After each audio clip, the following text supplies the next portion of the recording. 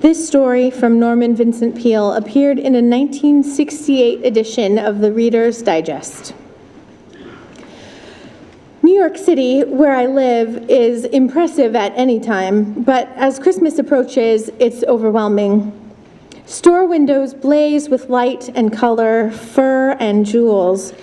Golden angels, 40 feet tall, hover over Fifth Avenue. Wealth, power, opulence, nothing in the world can match this fabulous display. Through the gleaming canyons, people hurry to find last-minute gifts. Money seems to be no problem. If there is a problem, it's that the recipients so often have everything they need or want that it's hard to find anything suitable, anything that will really say, "I love you." Last December, as Christ's birthday drew near, a stranger was faced with just such that problem. She had come from Switzerland to live in an American home and perfect her English. In return, she was willing to act as secretary, mind the grandchildren, and do anything that was asked. She was just a girl in her late teens, and her name was Ursula. One of the tasks her employers gave Ursula was keeping track of Christmas presents as they arrived. There were many, and all would require acknowledgement. Ursula kept a faithful record, but with a growing concern. She was grateful to her American friends. She wanted to show her gratitude by giving them a Christmas present, but nothing that she could buy with her small allowance could compare with the gifts she was recording daily. Besides, even without these gifts, it seems her employers already had everything. At night, from her window, Ursula could see the snowy expanse of Central Park, and beyond it, the jagged skyline of the city. Far below, in the restless streets, taxis hooted and traffic lights winked red and green. It was so different from the silent majesty of the Alps that at times she had to blink back tears of the homesickness she was careful never to show. It was in the solitude of her little room a few days before Christmas that a secret idea came to Ursula. It was almost as if a voice spoke clearly inside her head.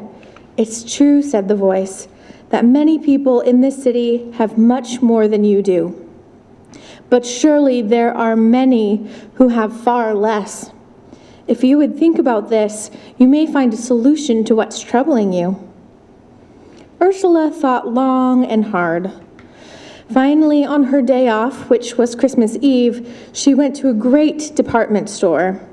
She moved slowly along the crowded aisles, selecting and rejecting things in her mind. At last, she bought something and had it wrapped in gaily colored paper.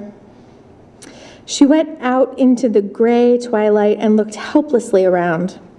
Finally, she went up to a doorman, resplendent in his blue and gold. "Excuse me, please," she said in her hesitant English. "Can you tell me where to find a poor street?" "A poor street, miss?" asked the puzzled man. "Yes, a very poor street, the poorest in the city." The doorman looked doubtful. "Well, you might try Harlem, or down in the village, or the Lower East Side, maybe." But these names meant nothing to Ursula. She thanked the doorman and walked along, threading her way through the stream of shoppers until she came to a tall policeman. "Please," she said, "can you direct me to a very poor street in Harlem?" The policeman looked at her sharply and shook his head. "Harlem's no place for you, miss." And he blew his whistle and sent the traffic swirling past. Holding her package carefully, Ursula walked on, head bowed against the sharp wind. If a street looked poorer than the one she was on, she took it. But none seemed like the slums she had heard about. Once she stopped a woman. "Please, where do the very poor people live?" But the woman gave her a hard stare and hurried on. Darkness came drifting from the sky. Ursula was cold and discouraged and afraid of becoming lost. She came to an intersection and stood forlornly on the corner. What she was trying to do suddenly seemed foolish, impulsive, and absurd. Then, through the traffic's roar, she heard the cheerful tinkle of a bell. On the corner opposite, a Salvation Army man was making his holiday traditional Christmas appeal. At once, Ursula felt better. The Salvation Army was part of her life in Switzerland, too. Surely this man could tell her what she wanted to know. She waited for the light, then crossed over to him. "Can you help me? I'm looking for a baby. I have here a little present for the poorest baby I can find."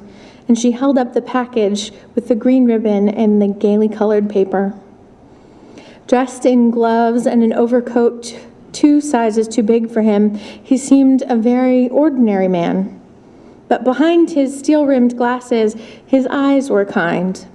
He looked at Ursula and stopped ringing his bell. "What sort of present?" "A little dress for a small, poor baby. Do you know of one?" "Oh, yes," he said. "Of more than one, I'm afraid." "Is it far away? Could I take a taxi, maybe?" The Salvation Army man wrinkled his forehead. Finally, he said, "It's almost 6 o'clock. My relief will show up then. If you want to wait, and you can afford $1 a taxi ride, I'll take you to a family in my own neighborhood who needs just about everything. And they have a small baby? A very small baby." "Then," said Ursula joyfully, "I'll wait." The substitute bell ringer came. A cruising taxi slowed. In its welcome warmth, she told her new friend about herself, how she came to be in New York, what she was trying to do. He listened in silence, and the taxi driver listened too. When they reached their destination, the driver said, "Take your time, miss. I'll wait for you." On the sidewalk, Ursula stared up at the forbidding tenement, dark, decaying, saturated with hopelessness. A gust of wind, iron cold, stirred the refuse in the street and rattled the reeling ash cans. "They live on the 3rd floor, the Salvation Army man said. Shall we go up?" But Ursula shook her head. "They would try to thank me, and it's not from me." She pressed the package into his hand. "Take it up for me, please. Say it's from someone who has everything." The taxi bore her swiftly from the dark streets to the lighted ones, from misery to abundance. She tried to visualize the Salvation Army man climbing the stairs, the knock, the explanation, the package being opened, the dress on the baby.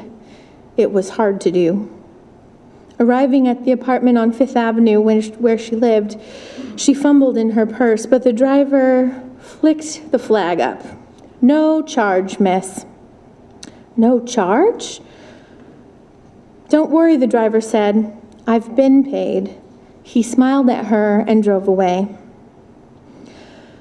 Ursula was up early the next morning. She set the table with special care. By the time she was finished, the family was awake, and there was all the excitement and laughter of Christmas morning. Soon the living room was a sea of gay, discarded wrappings. Ursula thanked everyone for the presents she received. Finally, when there was a lull, she began to explain, hesitantly, why there seemed to be none from her. She told about going to the department store. She told about the Salvation Army man. She told about the taxi driver. When she was finished, there was a long silence. No one seemed to trust themselves to speak. "So you see," Ursula said, "I tried to do kindness in your name, and this is my Christmas present to you." How do I know all about this? I know it because ours was the home where Ursula lived. Ours was the Christmas she shared. We were like many Americans, so richly blessed that to this child there seemed to be nothing she could add to all the material things we already had. And so she offered something of far greater value, a gift from the heart, an act of kindness carried out in our name. Strange, isn't it? A shy Swiss girl alone in a great impersonal city. You would think that nothing she could do could affect anyone. And yet, by trying to give away love, she brought the true spirit of Christmas into our lives, the spirit of selfless giving. That was Ursula's secret, and she shared it with us all.